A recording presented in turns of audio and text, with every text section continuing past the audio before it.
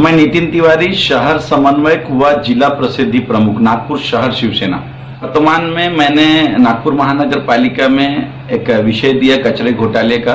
नागपुर का अब तक का नागपुर महानगर पालिका का ये सबसे बड़ा घोटाला है, ऐसा मैं कह रहा हूँ, क्योंकि इसमें बीवीजी नामक कंपनी को नागपुर महानगर पालिका ने शहर के कचरा संकलन का कार्य दिया हुआ है। कचरा संकलन करते समय इसमें मट्टी की मात्रा जो करार हुआ है मनपा, नागपुर महानगर पालिका और बीवीजी भारत विकास ग्रुप जो कंपनी है, इनके बीच में कचरा शहर के अलग अलग जगह से कचरा ले जाकर उसे भांडेवाड़ी कचरा डंप में कांटा करा के डंप करना है, जिसके एवज में इन्हें 1950 रुपए प्रति टन के हिसाब से किराया मिलता है, जो लाखों में होता है और महीने का करोड़ों में होता है। परंतु ये कंपनियां अपना निजी फायदा उठाने के लिए कचरे की जगह मट्टी उस कचरे में मिश्रित करती हैं। बाहर से मट्टियां लाई जाती हैं, अवैध जगह से अवैध उत्खनन करके मट्टियां खोदी जाती है। ये मट्टियां मिक्सर से मिक्सित करके और कचरा डंप में डंप कर कांटा करके ये डंप की जाती है, जिसके एवज में कचरे के रूप में मिट्टी का संकलन किया जा रहा है और मिट्टी भांडेवाड़ी कचरा डंप में डंप की जा रही है। यह घोटाला है। मैं इस काम के लिए, इनका इस स्कैम निकालने के लिए मैं पिछले 2 महीने से लगातार कार्यरत हूं।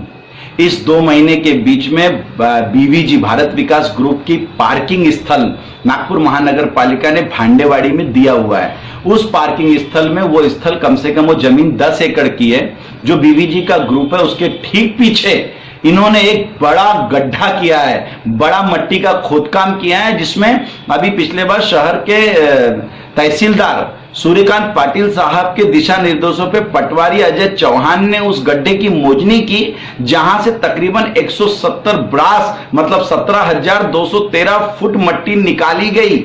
ये सिर्फ वहां का है, शहर के पूरे नालों से निकाली गई मिट्टी और शहर के पूरी जगह जो कंस्ट्रक्शन का कचरा था, जो कंस्ट्रक्शन की मट्टी थी, पत्थर थे, गोटे थे, ये पूरा भारत विकास ग्रुप ने अपने ट्रकों में भर भर के कचरे की जगह इनको कचरे का रूप देके करोड़ों रुपए का दोहन कर लिया। और मेरे पास इसके पूरे सबूत वीडियो है, जो मैंने महानगर पालिका आयुक्त श्री तुकाराम मुंडे साहब को भी दिया है, श्री राम जोशी को भी बताया है। मैंने स्वास्थ्य अधिकारी जो पूरे इंचार्ज है नागपुर शहर के कचरा संकलन के, ऐसे प्रदीप दासरवार साहब को भी, डॉक्टर प्रदीप दासरवार साहब को भी बताया है, डंपिंग इंचार्ज राठौड़ को भी बताया है। ये पूरा मैंने प्रशासन के भी संज्ञान में दिया और मेरे पास हर चीज के पुख्ता सबूत है।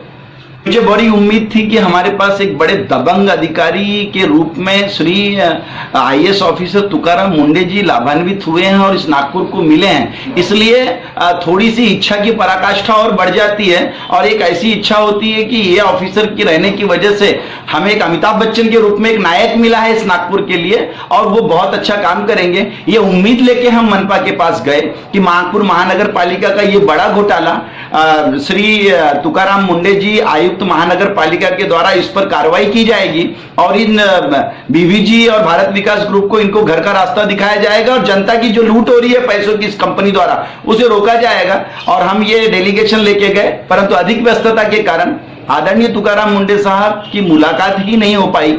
वो कार्यालय में थे, पर उन्होंने राम जोशी साहब से मिलने को बोला। राम जोशी साहब से मिलने के बाद अतिरिक्त आयुक्त महानगर पालिका है, उनका ऐसा लगा कि उन्हें ये सब कुछ बहुत पहले से पता है और उनका इन सब कार्यों के प्रति अत्यंत उदासीन रवैया रहा।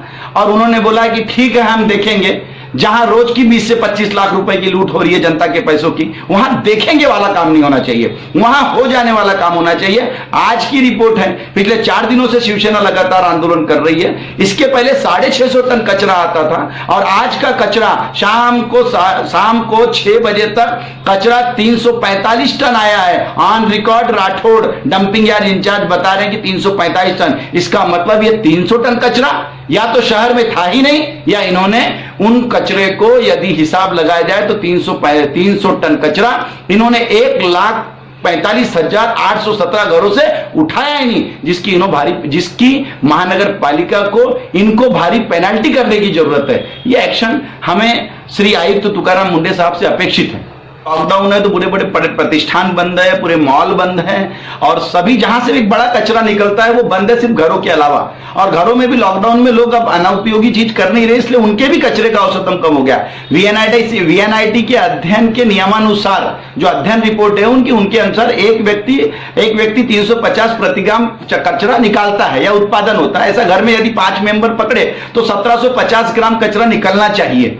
इस हिसाब से यदि 1750 ग्राम तो औसतन लॉकडाउन में ये कचरा कम हो गया, क्योंकि मॉल रेस्टोरेंट जैसा आपने बताया, मॉल रेस्टोरेंट सिनेमा हॉल सब कुछ बंद है। और ये बंद होने के बाद भी जो औसत था इनका, मेरे आंदोलन के पहले इस पूरे लॉकडाउन में इनका 600, 650 टन कचरा कम ही नहीं हुआ। तो कचरा जब कम टन नहीं हुआ तो लॉकडाउन के बाद का कचरा जब निकला ही नहीं तो फिर कचरा आया कहां से? एक बड़ा सवालिया निशान है। इसी की हमें अपेक्षा है कि आदरणीय तुकाराम मुंडे साहब इसकी एक गहन इंक्वायरी करेंगे, सख्त जांच करेंगे, जिससे मनपा को करोड़ों का फायदा होगा प्रतिमा।